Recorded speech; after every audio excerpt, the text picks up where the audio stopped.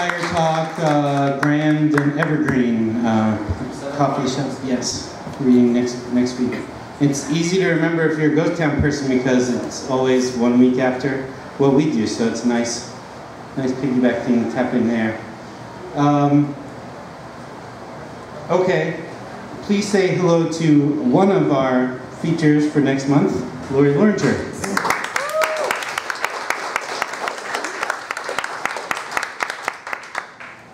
Yo. I'm short. There. I've never been any taller than this, actually. Do you want me to lower that for you again? I think it's good. People can hear me. All right. This is called Practical Necessities and Irrational Acts. We sort your things. From the bags for the mission, I take a worn flannel shirt and hug it to my cheek. The ones you wore most, Mom can't bear to see. I fold it and place it back in the bag. From the books, I choose Ferlinghetti's Coney Island of the Mind, published the year I was born. A book from your college days that you've kept all these years. I long ago bought my own, but take it anyway. Mom gives me all the papers from your Zeller family research and a book of old family photos you've labeled with sticky notes. Pages of austere couples in somber black and white. In the bathroom, I open the cheap blue aftershave and inhale just to smell you. I close my eyes to see your clean-shaven face, never somber or austere, always smiling, even as you breathed your final breath. Along with more cards, the death certificate arrives in the mail. Mom's been waiting, can't claim the insurance without it, but she's unable to open the envelope. I take it from her, look inside. It looks a lot like a birth certificate. I laugh when I see they've spelled steel mill as S-T-E-A-L. Like maybe you worked 30 years in a Fagan's den churning out pickpockets, not as the master of sand for castings. Mom cancels her cell phone, calls the bank, all those practical necessities. While she's busy making calls, I take the black and gray flannel back out of the bag and hide it in my suitcase, holding fast to what solace I can find in irrational acts. Yeah.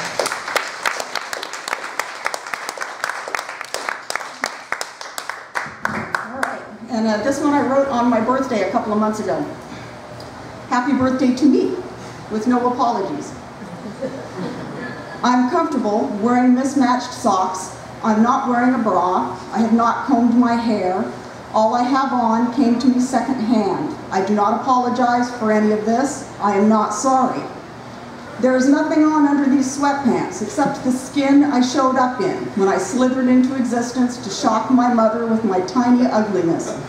For this as well, I offer no apologies. I am not sorry I was born. I do not regret the dearth of good birth control in 1957, even if you do. I'm not always happy to be alive. Jesus, I'm not a machine. I am always happy to see the sun and rain bathe the trees with all that they need, to notice the birds at the feeders just outside my window, to admire the tenacity of all the wild growing things that don't give up no matter what, but just stick to their purpose, never letting go of the moment or letting circumstances make them believe they are less than they are. I won't give up awe. I won't stop loving. I get to decide with what wonder and spirit I enter each second, nor do I apologize for living my life as I see fit. I am not sorry. Your approval is like TV to me. I just don't want to see it anymore, no matter how many channels there are. I am still here and more myself than ever, and not sorry that I am not sorry. One day, my wizened carcass will slither on out of this plane of existence as comfortably and happily as I can manage, with no apologies. Yes. You betcha. I don't remember. I'm a poet and a writer because I have a shitty memory, but there's got to be something in Ferlinghetti's poem about never apologizing. That's a huge problem for people, for poets and other people who use microphones. Too many apologies. Fuck it. So I'm excited. So it looks like the next 4 people coming up We're all reading a ghost town for the first time. I've been wrong before, but I'm pretty sure. And the first of these will be Daddy O. Say hello to Daddy O.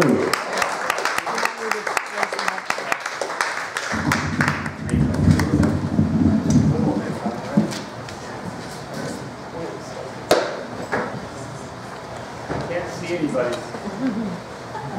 They told me to read my poetry, which I can't find because I buried it. I was so busy listening to all you guys. All right. This is, my name's Daddy-O because I'm a daddy dog. If anybody knows what that is. A few people here might know. This is called Pat fucking Tillman. On his college football jersey, he wore number 42 as an All-American linebacker in '97 for ASU, chasing players down, gridiron aflame to the ground with bruising tackles. He really loved this game. Then in '98, the Cardinals of the NFL lined him up at strong safety and noticed he played well. Passes thrown at others, he would get in the way, chasing errant tosses whenever they would stray. Through the air with interceptions, covering bombs, surprise attacks. When they ran their routes against him, players shuddered in their tracks. Number 40 played with passion, commitment, and intent, loyalty and devotion. His world seemed so content. The Arizona desert he called home and loved to live, forged a future for his family, loving wife and future kids. He possessed more than most could ask for. A strong chin, stiff upper lip, intelligence and boyish charm, athletic skill, and leadership. Destined to be a hero, Hall of Fame, or president. A man's man all could relate to, at least those with good intent. But the attacks of 9/11, that fateful September day, inspired him to reconsider how his legacy be portrayed. So, with courage and conviction, without fanfare or acclaim, he removed his football helmet and with his brother took new aim. Through the crosshairs of a rifle towards threats we all perceived, tracking troops who trained in terror with few stripes upon their sleeve. Wearing now a soldier's helmet, a new gridiron aflame, the Afghanistan desert would be where his new team would train. Dodging errant tosses whenever they would stray, grenades were not footballs and war was not a game. Through the air, this time with missiles and more surprise attacks, obeying all his orders, there was no turning back. Not for Patrick Daniel Tillman. He had made his oath to fight, not for God or praise or accolades, but for what he saw was right. Pat and Kevin served with honor, and with their tour complete, saw their mission wasn't over, so they refused to retreat. A second tour of duty, despite doubting the war, was undertaken by the Tillman brothers, underscored. Orders now contradicted. They were caught on steep terrain. This battlefield fiasco became a military melee. On the Pakistan border, his unit split twofold. Still obeying orders, still doing what he was told, he went on ahead despite the easy target on his chest. How dare he doubt in his diary that this war had become a mess? And this crap about there not being a God to lead their fight? Wasn't Jesus mad at Muhammad? The whole reason for this plight? And this Iraqi oil is America's right to claim. Whatever the reason, buddy, you've no right to place the blame. So for enemies and allies, he stood upon this grassless knoll, an atheist, not only in harm's way, but outside of a foxhole. I'm Pat fucking Tillman, he cried, but shots rang out instead. For the sins of our whole country, he took 3 bullets in the head. Sometimes selfless endeavors to right which one finds wrong become deadly reminders to not always play along. We must voice with power our opinions with the utmost urgency and hold to our convictions amidst adversity. For Pat Tillman's not in heaven, he's somewhere more unique. He is in all of our hearts and actions through every word we speak. A man with all to live for, caught in on a legal wars drama. We may never know who pulled the trigger, but it wasn't Saddam or Osama. Friendly fire is what they called it, meaning it was one of us. When the highest rank in your chain of command is someone you can't trust, it becomes obvious who really is at fault. But I'll leave that up to everyone else to try and figure out.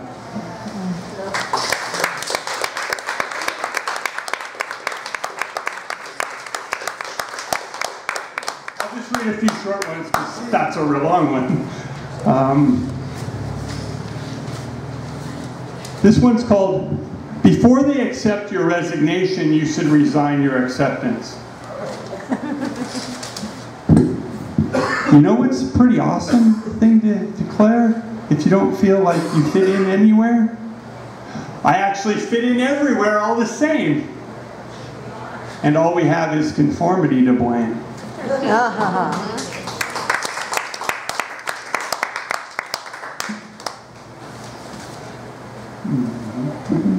Did Shakespeare ever shake in fear forever? I propose, above all, to love those who love all.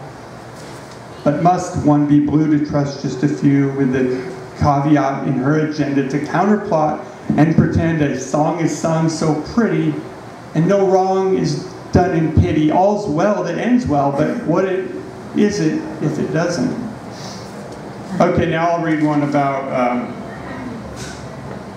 this is another short one. It's kind of called Unrequited. If good poets need unrequited love, good lovers should need unrequited poetry. So I sent her a very good poem, and when nothing came back, I knew I was finally a good lover.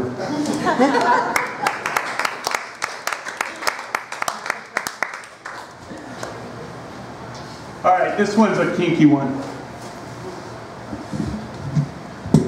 To scene with brooding goth or unhinged industrial. Instead, the kinks interweave with bubblegum and power pop. She poses as a parading pubescent pagan bearing her bottom skirt past her thighs, her hair in shambles, twisted like yarn and yanked.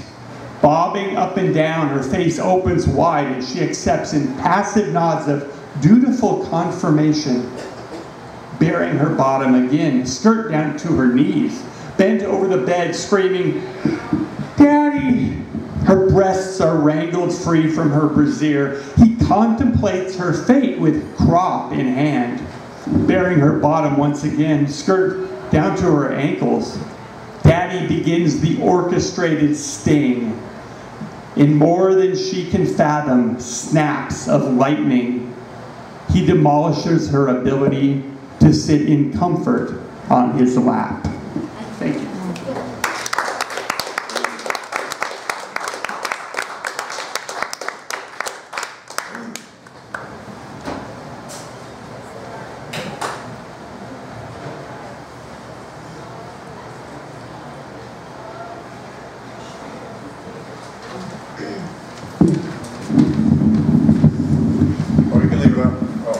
Oh yeah, sorry.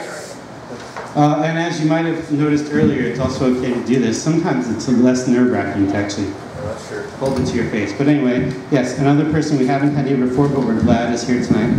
Please say hello to Andy, someone Celeste knows very well.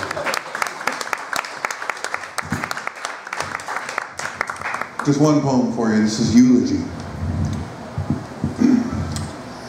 I remember that liquid October afternoon when the shadows fall long and angular and the air bites a little deeper into the fading warmth of summer's bloated red flesh. A day charged with that unmistakable awareness of time's one-way street that only afterwards did I realize to be sinister, announcing not the birth of change but the death of same, all three of us frozen like garage shale garden gnomes in that dingy Upper East Side deli run by the man with too many gold rings on swollen sausage hands, hair sprouting from his ears, who always made me punch him in the stomach so hard to prove that 78 wasn't old. The man who spoke like a trombone and talked of times when he ran numbers with you and Uncle Joey, jazzy outlaw times that framed his eyes with nostalgia and regret. I remember sitting in that mustard vinyl booth, stained foam padding, charred and matted from decades of pushing back in vain against a steady stream of 10,000 blank Manhattan bodies. Thinking as I hid my hands in the widening crack how sad it is when something insignificant dies, and how the sound of your voice, burning from the flint of a constant personal rage, always made me feel sick inside, hovering like I was starving and stuffed Thanksgiving style at the same time.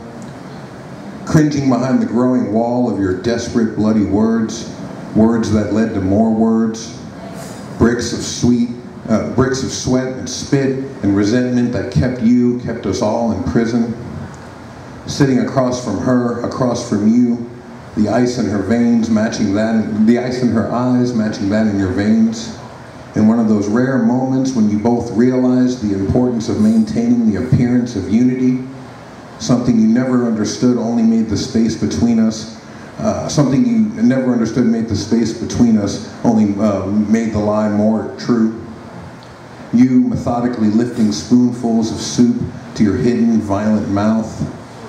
Her drastic, bent, invisible mother, ritually turning a smaller spoon into a cup of coffee, an insufferable, unforgiving turning, as if the motion itself would somehow shake something loose and allow the foundations of her story to float away like dust from a stricken sill, and we settle into a new pattern, an unrecognizable, if not better one.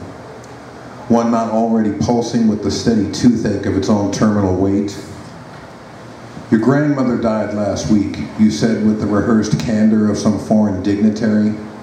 I guess she couldn't go on without Max, she muttered, flashing a look that seemed confused by a love that would choose extinction over solitude, absently turning her spoon as if to massage the words into me, more sugar into that goddamn cup of coffee.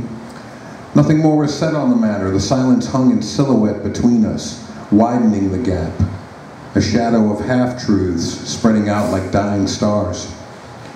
I remember not being able to look you in the eyes as you spoke for fear of finding something familiar staring back from the coal, choosing instead to focus on the beads of moisture cascading in some odd time signature down the sides of my metallic malt glass, your words taking on a new power in that elastic echo of a moment. Meaning not found as before in their volume or velocity, but in the cold, unwavering realization that all she ever was to you, to me, the lavender soap, the Benny Goodman, the familiar blanket of acceptance that smelled of cabbage soup and Grandpa's cigar smoke was now forever reduced to this hazy inscription, this zombie eulogy from a star of dust and circumstance, this grainy memory of the day I learned what words were. Thank you.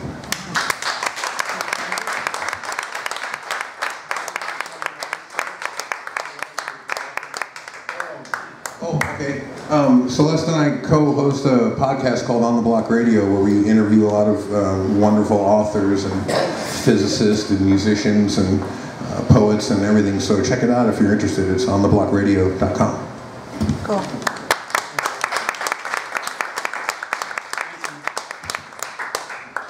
Okay, and now say hello for the first time to Mako. And I had a little trouble with reading the handwriting, so I'm not going to try the last name, but I did check on the first name. So yes, please give a warm ghost town welcome to Mako for the first time.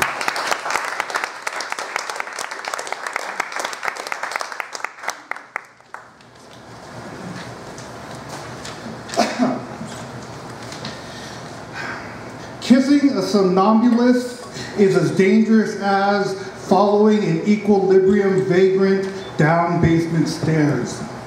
A light bulb burns out with the same intensity as an exploding pomegranate. We are decaying molars. We are the descendants of burrowing animals. A shoebox-sized window, a 5 o'clock winter frost. We find stiff crows wobbling on their backs, feet towards a nebulous ceiling. claws like candles flickering in a windless room. On their segmented poles are canvas sails. We watch until each bird reaches the far corner and the basement begins to slowly tilt.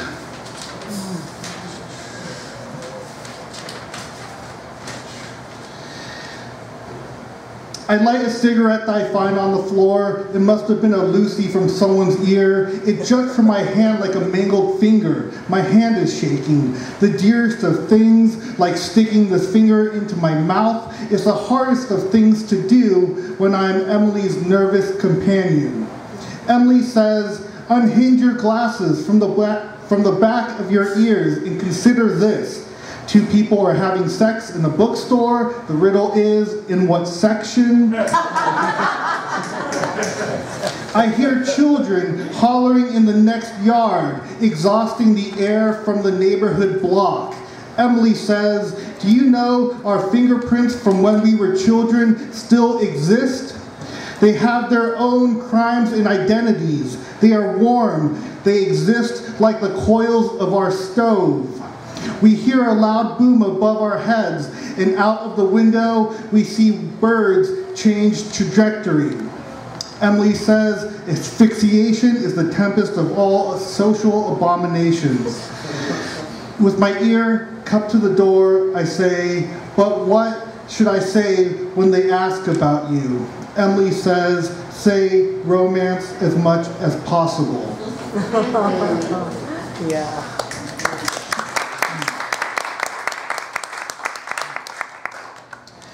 In front of the mirror, Emily flosses her teeth, her fingers turning purple, tightly wound with dental floss. She is cold, her smile is quite distorted. She hasn't flossed consistently ever in her whole life. This is why her gums bleed. This is why her smile dislocates me. Tonight, the hour is strange, yet a darling she has made of it. Thanks.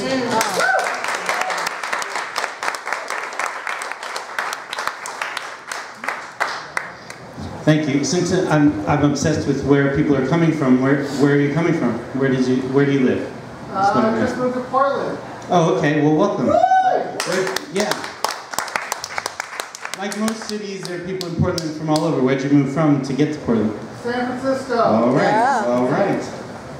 So people get priced out of San Francisco, they go to Portland, they get priced out of Portland, they come to Vancouver. And pretty soon, I don't know where they're going to go when they get priced out of Vancouver, but it's on the way. Coming soon. Yes. Yeah, maybe Battleground. Yes. Yeah, have fun over there. No, we have friends in Battleground for sure. And readers, regulars at Ghost Town come from Battleground. We jest. Okay, so this person I heard for the first time about a week ago, or maybe it was less. I'm a little confused on days and time now, and I am happy to present her, Jolie St. Patrick.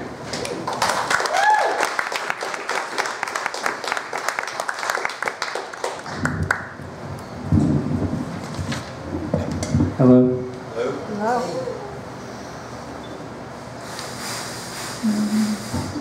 Speaking of no apologies, I refuse to apologize for reading from my phone.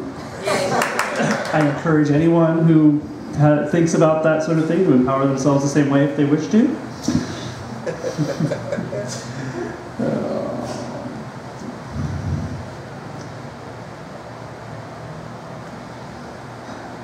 Dear male poet, stop writing about women. Stop writing about the women who inspired you. Stop writing about the women who fucked you. Stop writing about the women who wouldn't fuck you. Stop writing about the women you saved. Stop writing about the women who saved themselves from you. Just stop. Stop writing about idealized women. Stop writing about sexualized women. Stop writing about damaged women. Just stop writing about women. I'll give you a pass if you think you might be a woman, but the rest of you, stop crying your manly tears onto the stage, or the page, about the tragic nymph too delicate for this world, or the soiled angel who helped you feel things. authentically. Or the selfish cunt who took everything because bitches, am I right? Stop! Stop using our bodies as a palette to paint your feelings with.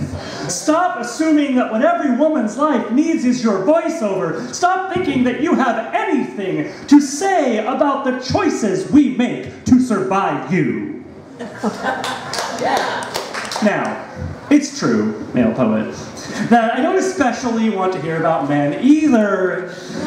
It's true that we are drowning in your stories as if you were a faucet that someone forgot to shut off. So if you want to be part of the solution, well, there's always that whole, am I a woman question? I mean, seriously, I have brochures, we make pills for it, let's talk. But failing that, you can always consider the obvious. You've got the mic. Pass it. Thank you.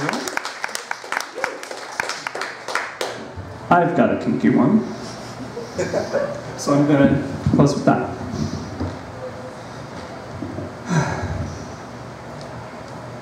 A yank on my chain, a push to the floor, a handful of hair to pull me to where you can whisper, good girl, or brat, or cock-slurping slut.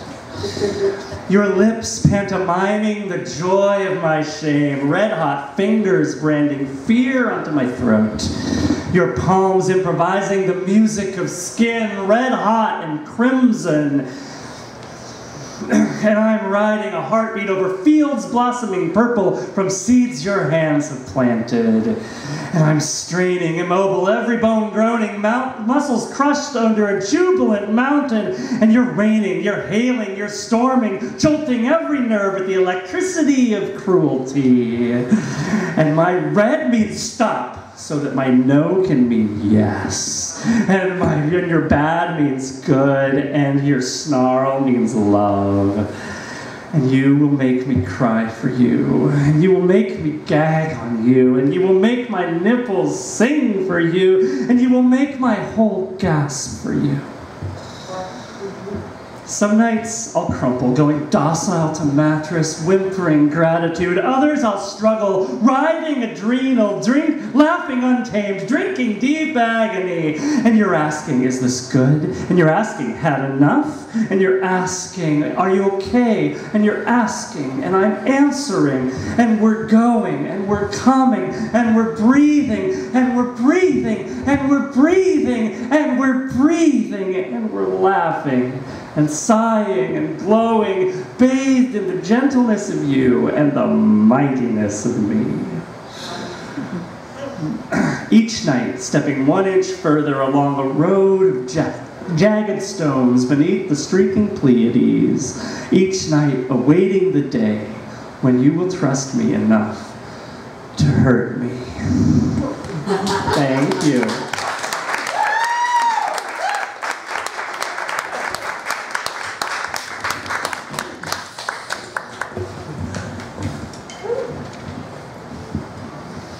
Now an old friend and sister in the struggle. Choose your struggle, right? But she's one of those poets who believe that words matter, and what we do with our words also matters. So respect, G.L. Morrison.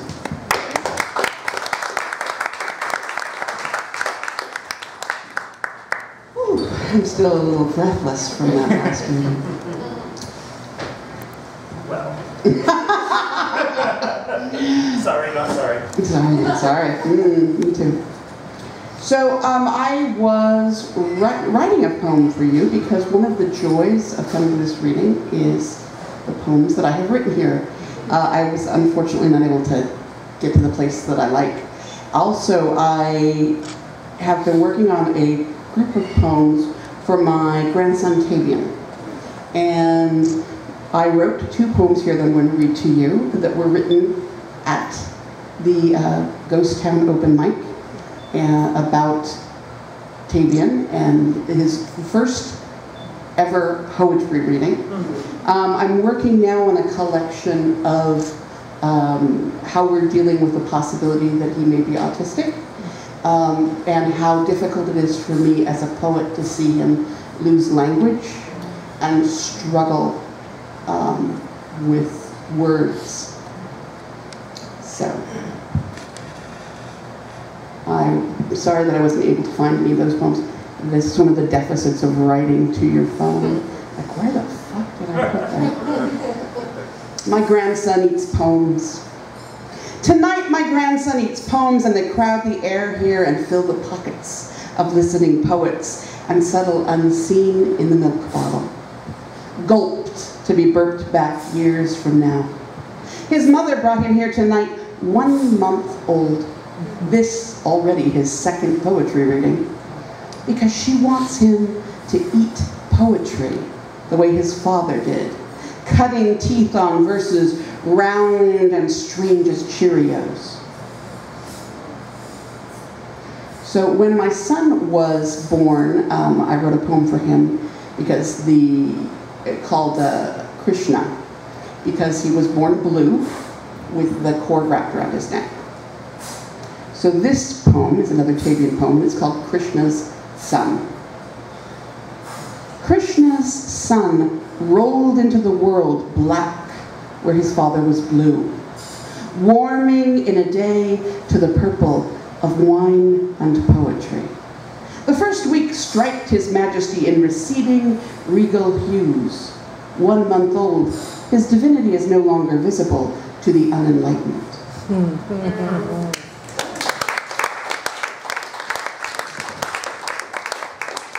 One of the lovely things about Chris introducing me is he often, at my request, tells the Vagina Sestina story. Everyone here has probably heard that story before, yes? Most of them, yeah. Okay. Can you do a 2-second recap? Because I brought the poem for you. All right, great. Yeah, so we ended up moving from Ice Cream Renaissance to Cover when Cover to Cover was still on Main Street, because Ice Cream Renaissance changed hands, and the new owners did not like the Vagina Sestina, and they did not like Roy Seitz's poems about Vietnam. So Roy Seitz was a sniper in Vietnam, and I'm mentioning his name because we're going to have him back pretty soon. So anyway, that's the shortest way I could tell it is. And of course, as soon as I heard that they wanted me to censor poets or tell poets anything about what they were going to read, we were down the street and out of there.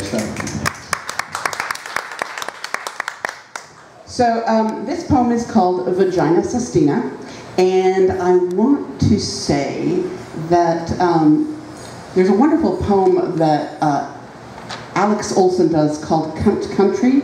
I don't know if you're familiar with it, but she talks about how cunt is an attitude and not necessarily a physical thing. In this case, what I want to say is vagina, like the word woman, is often misrepresented in our culture, and what I am talking about here is fiercely owning sex and the pleasure in your own and other people's bodies. So when I read this poem, I usually get people to say, it's an audience participation poem, and I get everyone to say, yum, every time I say the word vagina. So let's practice. Vagina. Yum. Good job. I knew they could do it. What? I knew they could do it. I'm excited. Let's do this. Okay. I know it's there beneath your clothes. How can I think of anything else? Each night closes around us, shapes itself into flowering flesh. Faint at first, then wetly, stars appear, and they glisten and trickle at the edges of evening, stars like dewdrops on a flowering bush. One in the hand, two in the bush, the sun rises and sets beneath your clothes. It smells like bread, rain, the sea at evening. How can I think of anything else? It is everything and nothing. Like looking in a mirror, I appear beautiful in you and love myself clothed in your flesh. The sky is a vagina. Yeah. Spread above us, blue or clouded flesh. The ground, closed hilly legs, canyons, pubic grass, flowering bushes, open and closed and open, say yes and no, no and yes, as appears correct to her in her own time and in her own way. Wise and sphinx-like, your vagina is buried in the sands of your clothes. How could I think of anything else? Its wisdom, its symmetry, its silence, or bubbling declarations. The moon has crept into your pocket. The whole evening wants to be closer to your vagina. flesh flower. Why would I want to think of anything else? The universe begins with the vagina. Yeah. Each life, each star, and this is known as the big vagina theory. Yeah. Mysterious universes, it must be crowded beneath your clothes. The woman herself and not the metaphor appears. The woman herself and not the metaphor appears and pushes aside. Stars, flowers, the sea this evening. The real thing is there beneath her clothes, and she doesn't need metaphor to gild her lily or bronze her flesh. Call a bush, a pookie, a pussy, a quim, a honeypot, vagina. Yeah. It doesn't need to smell like or sound like anything else. Can you think of anything else that would be as nice? What appears finer than a vagina? Yeah. Vaginas are as individual as snowflakes. Pray for a snowstorm. The vagina wants you. Call home. Gravity pulls you back like the tide to the vagina. Yeah. Put your ear against her fleshy shell and you can hear the sea beneath her clothes. When clothes fall like rain and her rainbow flesh appears like a promise, anything else is a waste of the evening. Flesh opening like night, sweat glistens like stars around the hard moon of her clit, and her lips meet mine in an open kiss.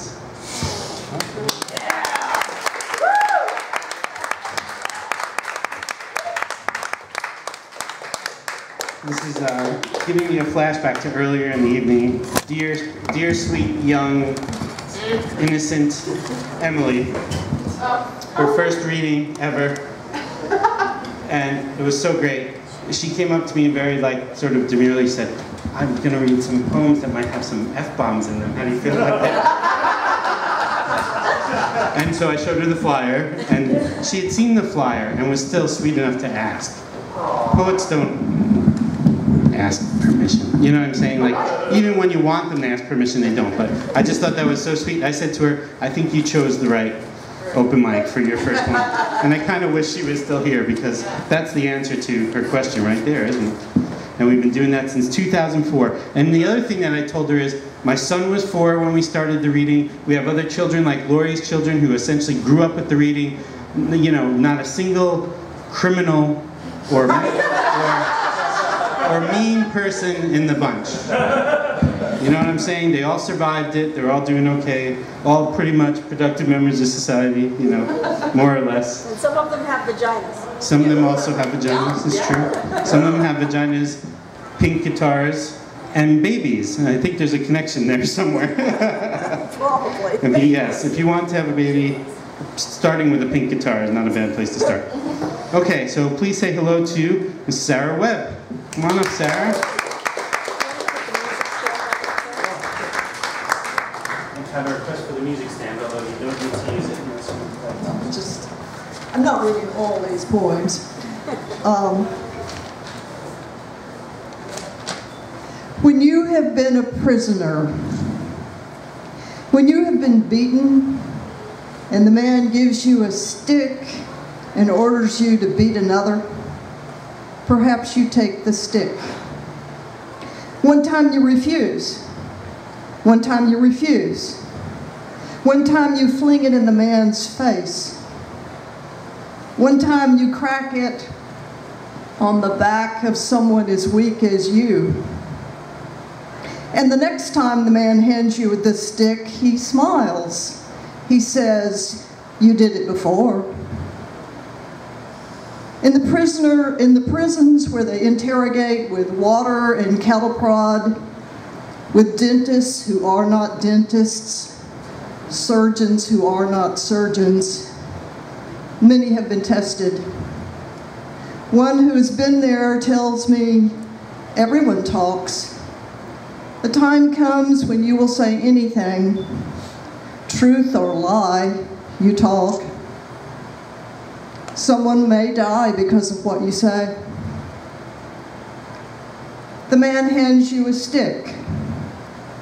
Once again, you refuse. The man hands you a stick.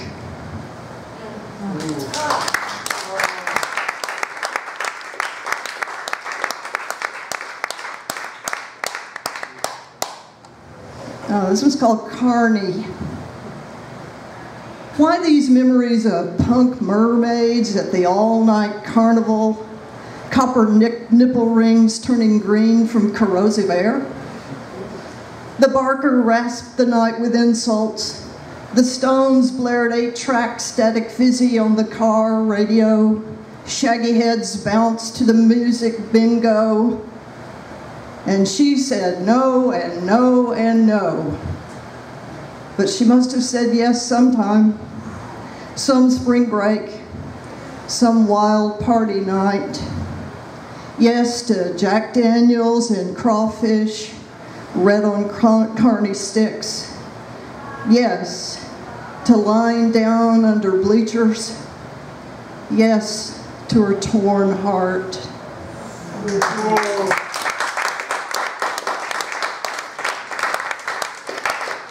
This one's a little bit different from that.